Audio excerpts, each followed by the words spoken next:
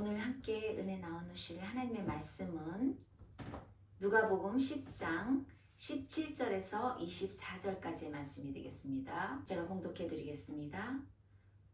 70인이 기뻐 돌아와 이르되 주여 주의 이름이면 귀신들도 우리에게 항복하더이다.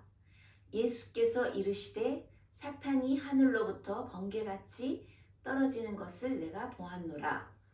내가 너희에게 뱀과 전갈을 밟으며 원수의 모든 능력을 제어할 권능을 주었으니 너희를 해할 자가 결코 없으리라. 그러나 귀신들이 너희에게 항복하는 것으로 기뻐하지 말고 너희 이름이 하늘에 기록된 것으로 기뻐하라 하시느니라. 그때 예수께서 성령으로 기뻐하시며 이르시되 천재의 주제이신 아버지여 이것을 지혜롭고 슬기 있는 자들에게는 숨기시고 어린 아이들에게는 나타내심을 감사하나이다. 옳소이다. 이렇게 된 것이 아버지의 뜻이니이다. 내 아버지께서 모든 것을 내게 주셨으니 아버지 외에는 아들이 누구인지 아는 자가 없고 아들과 또 아들의 소원대로 계시를 받는 자 외에는 아버지가 누구인지 아는 자가 없나이다 하시고 제자들을 돌아보시며 조용히 이르시되 너희가 보는 것을 보는 눈은 복이 있도다. 내가 너희에게 말하노니 많은 선지자와 임금이 너희가 보는 바를 보고자 하였으되 보지 못하였으며 너희가 듣는 바를 듣고자 하였으되 듣지 못하였느니라. 여기까지입니다. 이 말씀으로 성도가 누리는 기쁨이라는 제목으로 함께 은혜를 나누기를 원합니다. 세상이 말하는 행복이란 내가 얼마나 훌륭한가, 얼마나 부유한가, 얼마나 건강한가에 달려있지만 성경이 말하는 행복은 내가 누구의 소유인가에 달려있습니다. 또 아리스토텔레스는 자기 성취에 따라 기쁨이 온다라고 말합니다. 예수님께서는 오늘 본문 말씀에 12제자 외에도 70인의 제자를 세워 방방곡곡으로 파송하시고 복음을 전하게 하셨습니다.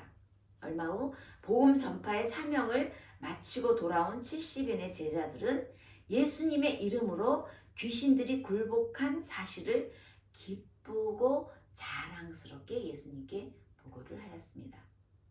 우리는 70인 제자들이 돌아와 보고할 때 예수님께서 말씀하신 장면들을 생각해 보면서 우리 성도가 누리는 기쁨의 이유를 알고자 합니다.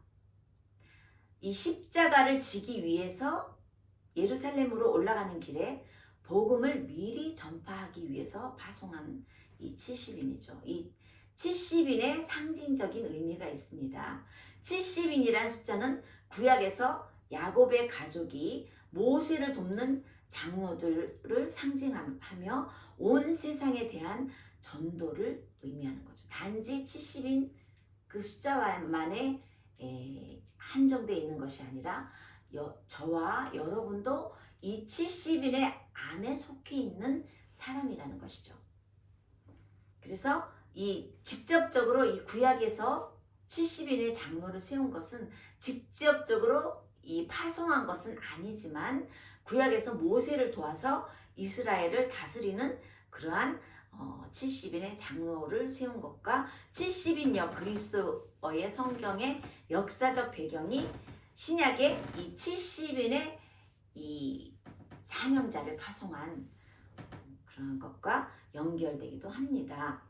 오늘 본문 누가복음 70인이 기뻐하며 돌아와 이르되 주여 주의 이름으로 귀신들도 우리에게 항복하더이다 하면서 사탄이 항복할 때 어땠습니까? 제자들이 기뻐하였습니다. 그래서 유대 사회에서는 믿을 만한 증거가 되기 위해서는 이 두 사람을 짝을 지어서 파송을 했는데 이 둘씩 짝을 지어서 하는 이 이유는 증인이 필요하기 때문입니다. 서로에게 증인이 되어주고 또한 주님 앞에 기뻐하며 서로 보고를 할 수 있었던 것입니다. 이 70인의 제자들은 예수님의 이름의 권세로 복음을 전하면서 엄청난 결과를 목격한 거죠. 이 모든 것이 그래도 자기 자신의 권위가 아니라 예수 그리스도의 이름으로 명령할 때 귀신이 항복하였다라고 감격스럽게 밝히고 있는 것이죠. 이들은 예수님의 능력을 힘입고 이것이 바로 그들이 기뻐할 수 있었던 큰 이유였다는 것입니다. 예수님께서는 기뻐하는 그들에게 제자의 권위가 무엇인지 설명해 주었습니다. 18절, 19절의 말씀이죠. 내가 너희에게 뱀과 정갈을 밟으며 원수의 모든 능력을 제어할 권능을 주었으니 라고 이렇게 말씀하셨습니다. 그리고 예수께서 이르시되 사탄이 하늘로부터 번개같이 떨어지는 것을 내가 보았노라 라고 말씀하셨습니다. 그래서 이 70인의 제자들의 이 활동, 이 제자들의 사역은 이 마귀 사탄의 이러한 모든 패배를 가져온 결과입니다.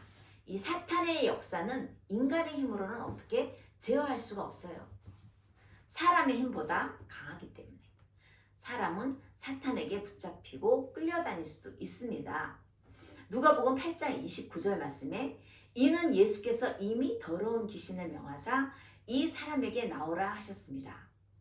가끔 귀신이 그 사람을 붙잡음으로 그가 쇠사슬과 고랑에 매어 지키움을 받았을 때 그 맨 것을 끊고 귀신에게 몰려 광야로 나갔더라라는 성경에 기록이 있습니다. 예수님이 이 땅에 오신 목적이 사탄의 일을 멸하시는 것입니다. 요한 1서 3장 8절에 이렇게 기록하고 있습니다. 죄를 짓는 자는 마귀에게 속하나니 마귀는 처음부터 범죄함이라. 하나님의 아들이 나타나신 것은 마귀의 일을 멸하러 하심이라 라고 확실히 기록하고 있습니다. 그러므로 예수님은 사탄에게 붙잡혀서 고통받는 이러한 자들의 해방과 자유를 주셨습니다. 그리고 제자들에게도 이 사탄을 쫓아내는 권세도 허락해 주셨습니다. 마가복음 16장 17절에서 18절 말씀에 보면 우리가 너무나도 잘 아는 말씀이죠. 믿는 자들에게는 이러한 표적이 따르리니 곧 그들이 내 이름으로 귀신을 쫓아내며 새 방언을 말하며 뱀을 질버 올리며 무슨 독을 마실지라도 해를 받지 아니하며 병든 사람에게 손을 얹은즉 나으리라 하시더라 그랬습니다. 사탄이 무엇입니까? 마귀가 무엇입니까? 귀신이 무엇입니까? 이 사탄이란 말은 히브리어로 대적, 대항하는 자라는 그런 의미인데요. 신구약에서는 두루 이렇게 사용된 언어입니다.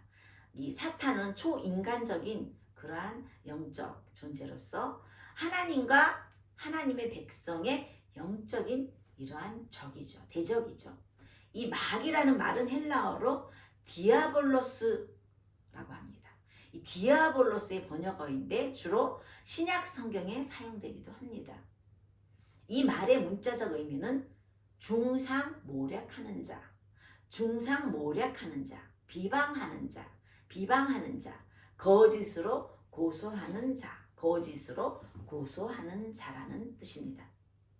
이러한 마귀와 사탄은 동일한 존재로서 옛날에 뱀이나 또한 이러한 용으로 상징되며 악한 세력의 우두머리로 여겨진다 라고 했습니다. 제가 아시는 분이 이름에 용자가 들어가서 크리스찬이 되고 나서 이 용자가 들어간 이름이 싫기 때문에 이름을 용자를 빼고 기독교적인 닉네임으로 바꾸신 집사님이 계십니다. 이렇게 옛 뱀이나 용으로 상징되기도 하지요. 그리고 귀신은 다이모니온이라는 언어이기도 합니다. 혹은 더러운 영, 우리 영을 보통 이 창세기에 보면 하나님께서 천지를 창조하신 후에 사람을 지을 때 마지막으로 흙으로 사람을 지으사 그 코에 이 푸뉴마 하나님의 영을 불어넣어서 생령이 되었다고 기록하고 있습니다. 그럼 더러운 영은 무엇이냐? 이 푸뉴마 아카타르토스, 이건 좀 전문적인 용어인데요. 아카타르토스라는 언어가 붙어집니다. 예, 구약 성경에서는 드물게 사용되는데요. 신약 성경에는 아주 매우 많이 사용되는 언어이기도 합니다. 그들은 마귀의 부하들 혹은 사자들이다. 신약 성경에서는 귀신은 주로 사람들 안에 들어가서 그들을 사로잡고 질병에 걸리게 하거나 억압하고 죽이는 그러한 존재들로 묘사되고 있죠. 그래서 이 귀신 들림 현상은 종종 이 미신적인 우상숭배와 종교와 관련돼 있는데 우리나라에서는 주로 무당이나 전복술, 굿, 샤머니즘이나 무속신앙과 많이 관련되어 있기도 합니다. 그래서 이 사탄은 온갖 방법을 동원을 해서 이 하나님의 말씀을 증거하려고 하는 이 제자들을 낙담시키고자 합니다. 그래서 이 제자들이 이 사역을 감당하는 동안은 무엇도 이 제자들을 방해할 수 없었습니다. 왜냐하면 예수님께서 이 70인의 제자들, 예수님의 12제자들에게 뱀과 정갈을 밟으며 오늘 본문의 말씀이죠. 원수의 모든 능력을 제어할 권세를 주셨기 때문입니다. 그래서 그러한 주님을 보호를 받으면서 사명을 감당하는 그들을 해할 수 있는 것은 아무것도 없었습니다. 그래서 예수님께서는 이 말씀과 함께 70인 제자들에게 사탄이 항복하는 것보다 더 근본적으로 기뻐해야 할 조건과 중요한 것이 무엇인지 우리에게 가르쳐주고 있습니다. 이 70일의 제자들은 예수님의 이름으로 막 사탄이 쫓겨나고 그래서 너무 기뻐하고 자랑스럽게 보고야 했는데 물론 그것도 좋지만 그것보다 더 근본적으로 더 중요한 것이 있다라고 오늘 말씀을 통해서 가르쳐주고 있습니다. 하나님의 자녀가 되면 하나님의 자녀로서 행사할 권세가 또한 행사할 능력이 주어집니다.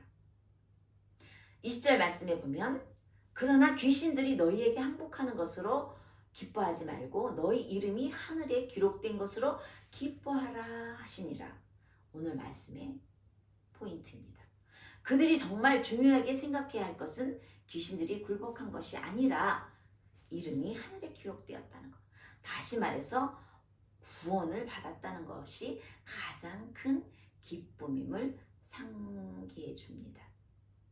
그래서 예수님께서는 제자들이 누리는 기쁨의 초점을 그들의 성공에서, 그들의 사역에서가 아니라 하나님 안에서 그 구원을 옮겨주는 것입니다. 그래서 하나님 안에 있는 평안함이 이 샬롬이 기쁨이 될 때 주님의 권능, 그 권능의 그늘 아래 영원히 거할 수 있습니다. 이 말씀에 기록된으로 번역되는 헬라어의 단어는 엔게그라타이라고 하는데요. 좀 어려운 말이지만 그리스어로 엔게그라타이. 현재 완료형으로 보면 이미 기록되어 있는 것을 의미합니다. 우리가 예수 그리스도를 믿고 또 구원받은 백성이라는 것은 이미 기록되어 있다라는 것입니다. 하나님 나라가 이미 우리에게 선물로 주어졌다라는 것이죠. 주님께서는 제자들에게 이보다 더 큰 기쁨, 이 기쁨은 이보다 더 큰 기쁨이 없다라고 말씀하신 것이죠. 이 말씀을 통해서 자칫 우리가 교만함으로 이어질 수가 있습니다. 제자들을 향해서 위로와 격려, 참된 기쁨의 이유를 가르쳐 주신 것이죠. 그래서 20절 말씀에 보면 교만을 경계하고 은혜를 기억하라라고 말씀하고 있죠. 이 사역의 성과로서 어깨가 으쓱해지고 이런 능력을 발휘하겠구나 라는 것으로 인해서 교만해지지 말라. 오직 주님의 은혜로 구원받았음을 기억하라 라고 말씀하십니다. 그래서 감추어진 비밀을 보게 된 복, 그것은 예수님이 복음의 비밀이 지혜 있는 자가 아닌 어린아이에게, 즉 어린아이라는 것은 겸손한 자에게 드러난 것을 기뻐하십니다. 우리가 잘 아는 그 일본의 목사님이 계셔요. 유명한 목사님이신데 우찌무라 간조라는 분이십니다. 이 우찌무라 간조는 복음주의 신학자입니다. 이 분이 강조한 말이 있습니다.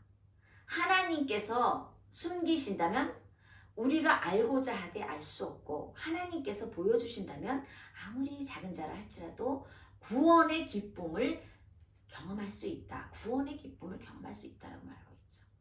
예수님만이 하나님과 우리 사이의 중재자이시며 죄로 인해 막힌 담을 허시는 분이시다. 그것이 바로 예수님께서 이 땅 가운데 오신 목적이다 라고 말씀하시고, 예수께서 우리의 구원을 위해서 자신을 희생하였기 때문에 평안을 얻는다. 이 평안을 통해서 또한 구원의 기쁨을 경험할 수 있다라고 강조한 복음주의 신학자입니다. 1980년대에 활동한 굉장히 유명하신 성함이 우찌무라 간조 목사님이십니다. 요한복음에 보면은 14장 6절 말씀에 보면 예수께서 이르시되 내가 곧 길이요 진리요 생명이니 나로 말미암지 않고는 아버지께로 올 자가 없느니라 그랬습니다. 예수님과 예수님이 전해주시는 것을 주의 깊게 듣지 않는다면 아무도 하나님을 진정으로 이해할 수가 없습니다. 또한 예수님이 전해주시지 않는다면 하나님의 말씀을 깨달을 수도 없고 받아들일 수도 없습니다. 죄의 무게를 느끼지 못하는 사람들에게 우리가 하나님의 말씀, 이 하나님이 우리를 구원해 주셨다는, 또한 칭의의 기쁨을 설명해도 하나님 앞에 두려움을 모르는 사람들에게는 은혜의 감격을 전달해도 의미가 없는 것입니다. 예수님이 구원 역사의 핵심적인 그러한 중재 역할을 하시는 것이죠. 구원은 절대적인 하나님 주권에 달린 것이며, 아들 예수님의 지식은 아버지 하나님과 연결되어 있고, 아버지 하나님에 대한 지식은 아들 예수님의 손에 맡겨져 있는 것입니다. 그래서 예수님께서는 제자들에게 주어진 복을 선포하십니다. 오늘 본문의 23절 24절 말씀에 보면 제자들을 돌아보시면 조용히 이르시되 너희가 보는 것을 보는 눈은 복이 있도다. 내가 너희에게 말하노니 많은 선지자와 임금이 너희가 보는 바를 보고자 하였으되 보지 못하였으며 너희가 듣는 바를 듣고자 하였으되 듣지 못하였느니라. 예수님께서는 제자들의 보는 눈이 복되다라고 말씀하십니다. 구약시대의 위대한 인물은 모두 메시아를 통해 일어난 사건을 경험하기를 고대하였습니다. 제자들은 그들이 예수님께서 이 땅에 오신 것을 통하여 하나님의 약속이 이루어지는 때를 고대했다는 사실을 우리가 깨달아야 하는 것이죠. 제자들이 보는 것은 예수님의 사역을 통하여 나타나는 구원의 사건인 거죠. 구약이 예언한 약속의 성취이고, 그래서 그들이 복된 것이다 라고 이 본문에 예수님께서 말씀하신 것이죠. 제자들은 예수님과 함께 걷고 이야기하고 식사를 하고 예수님의 모든 사역을 옆에서 지켜봤습니다. 그분의 삶을 지켜볼 수 있었던 것이죠. 오늘 우리는 육신이 되어 말씀이 아닌 말씀 그 자체를 성경을 통해 경험하고 있습니다. 육신이 되어 이 땅에 오신 예수님, 이거를 신학적 용어로 일본 말로는 받을 숫자, 육체의 육자에서 주니크라는 표현을 합니다. 한국에서는 한국말로는 성육신, 성스러운 육신을 입었다. 이렇게 말씀이 육신이 되어 이 땅에 오시고 하나님의 말씀이 숨으로 호흡하면서 살아나는 은총을 누리시기를 부탁드립니다. 오늘 우리의 기쁨의 근거는 무엇인지 함께 생각해 보겠습니다. 우리가 가장 기뻤을 때가 언제일까요? 우리가 평안을 누릴 수 있는 비결이 어디에 있을까요? 똑같이 세상을 살지만 주님을 믿는 우리의 이름이 하늘에 이미 기록되었다는 사실입니다.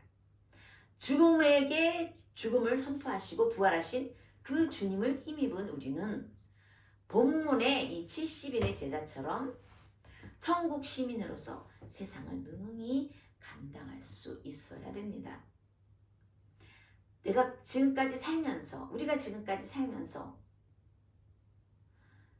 가장 기뻤던 순간, 그게 언제였던가? 그게 무엇이었던가?